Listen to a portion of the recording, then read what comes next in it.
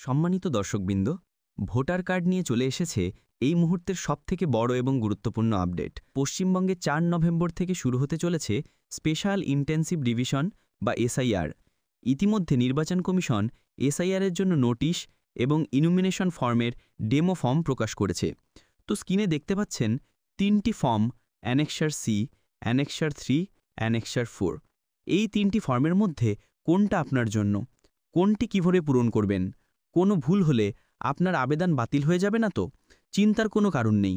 আজকের এই একটি ভিডিওতে আমি আপনাদেরকে প্রতিটি ফর্মের প্রত্যেকটা পয়েন্ট হাতে ধরে বুঝিয়ে দেব।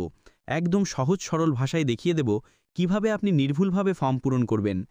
প্রথমে আপনাদের স্ক্রিনে যে ফর্মটি দেখাচ্ছি সেটির নাম অ্যানেক্সার সি। এই ফর্মটি নিয়ে প্রচুর আলোচনা হয়েছে। পশ্চিমবঙ্গের প্রত্যেক ভোটারকে এই ফর্মটাই পূরণ করতে হবে। এখন বলি এই ফর্মের সাথে কাদের কাগজ জমা দিতে হবে আর কাদের হবে না। সহজ কথায়, যদি আপনার বা আপনার বাবা মায়ের নাম 2002 সালের ভোটার লিস্টে থাকে তাহলে আপনাকে কোনো ডকুমেন্ট জমা দিতে হবে না।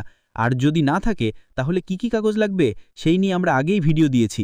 এরপর আমাদের দ্বিতীয় গুরুত্বপূর্ণ ফর্মটি হলো অ্যানেক্সার 4 বা ডিক্লারেশন ফর্ম। প্রথমেই বলি, এই ফর্মটি কিন্তু সবার জন্য নয়। তাহলে এই ফর্মটি কাদের পূরণ করতে হবে? এই ফর্মটি শুধুমাত্র সেই সব ব্যক্তিদের পূরণ করতে হবে